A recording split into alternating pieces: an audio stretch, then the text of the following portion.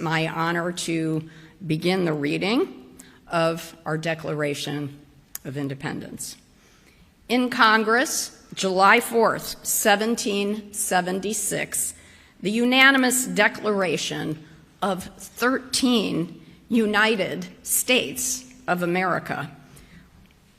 when, in the course of human events, it becomes necessary for one people to dissolve the political bonds which have connected them with another, and then to assume among the powers of the earth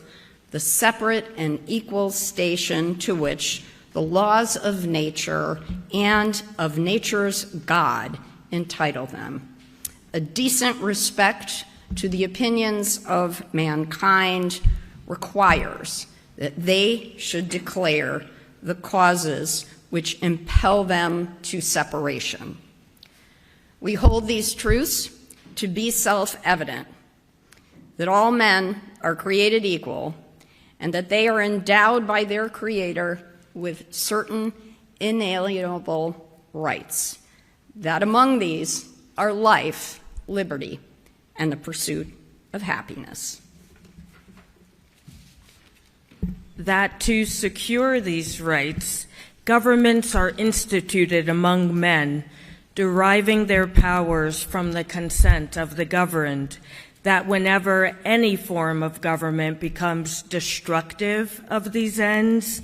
it is the right of the people to alter or to abolish it, and to institute new government, laying its foundation on such principles and organizing its powers in such form as to them shall seem most likely to affect their safety and happiness. Prudence indeed will dictate that governments long established should not be changed for light and transient causes, and accordingly, all experience hath shown that mankind are more disposed to suffer while evils are sufferable than to right themselves by abolishing the forms to which they are accustomed. But when a long train of abuses and usurpations, pursuing invariably the same object, evinces a design to reduce them under absolute despotism, it is their right, it is their duty to throw off such government and to provide new guards for their future security. Such has been the patient sufferance of these colonies, and such is now the necessity which constrains them to alter their former systems of government. The history of the present King of Great Britain is a history of repeated injuries and usurpations, all having in direct object the establishment of an absolute tyranny over these states. To prove this, let facts be submitted to a candid world. He has refused his assent to laws, the most wholesome and necessary for the public good. He has forbidden the governors to pass laws of immediate and pressing importance, unless suspended in their operation till his assent should be obtained. And when so suspended, he has utterly neglected to attend to them. He has refused to pass other laws for the accommodation of large districts of people, unless those people would relinquish their right of representation in the legislature, a right inestimable to them and formidable to tyrants only. He has called together legislative bodies at places unusual, uncomfortable, and distant from the depository of their public records, for the sole purpose of fatiguing them into compliance with his measures.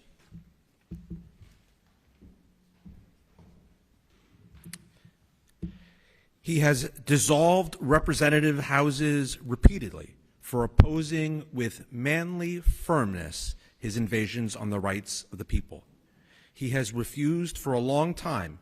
after such dissolutions, to cause others to be elected, whereby the legislative powers, incapable of annihilation, have returned to the people at large for their exercise, the state remaining in the meantime exposed to all the dangers of invasion from without and convulsions within.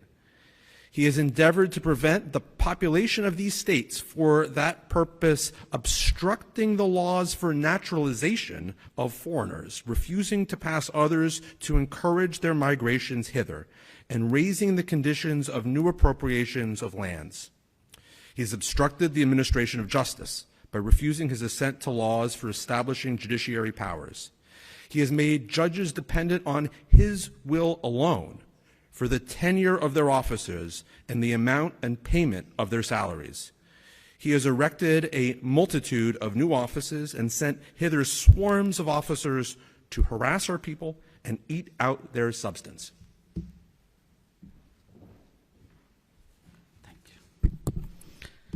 He has kept among us in times of peace standing armies without the consent of our legislators.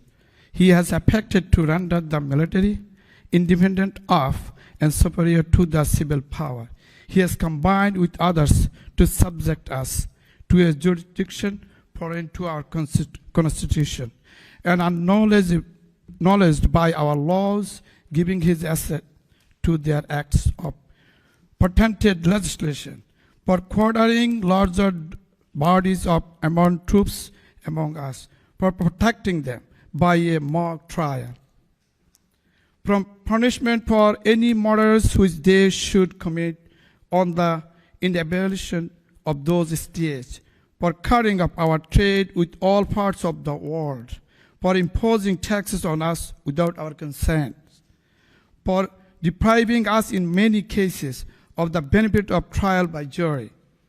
for transporting us beyond seas, for to try for pretended offices, for abolishing the free system of English laws in a neighboring province, establishing their Indian arbitrary government, and enlarging its boundaries, so as to render it at once an example and fit-in instrument for introducing the same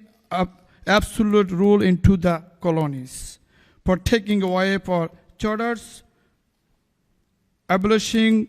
our most valuable laws, and altering fundamentally the forms of our governments, for suspending our law legislators and declaring themselves invested with power to legislating for us in all case whatsoever.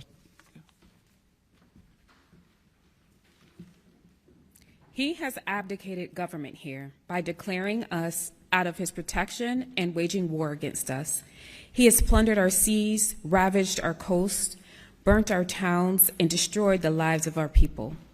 He is at this time transporting large armies of foreign mercenaries to complete the works of death, dissolution, and tyranny, already begun with circumstances of cruelty and perfidy scarcely paralleled in the most barbarous ages, and totally unworthy the head of a civilized nation. He has constrained our fellow citizens taken captive on the high seas to bear arms against their country, to become the executioners of their friends and brethren, or to fall themselves by their hands. In every stage of these oppressions, we have petitioned for redress in the most humble terms. Our repeated petitions have been answered only by repeated injury.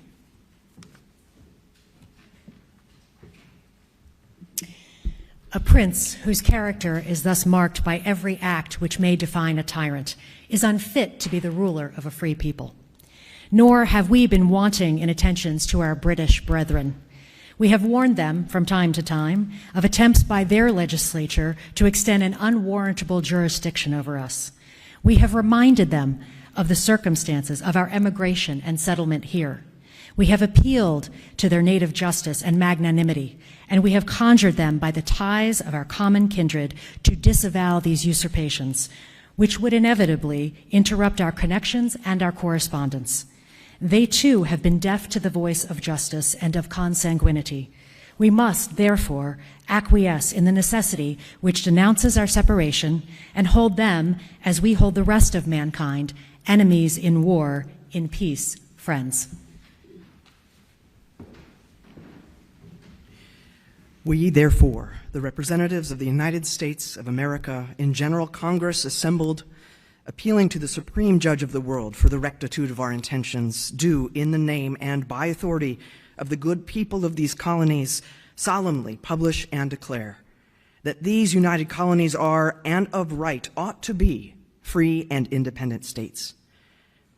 that they are absolved from all allegiance to the British Crown, and that all political connection between them and the state of Great Britain is and ought to be totally dissolved, and that as free and independent states,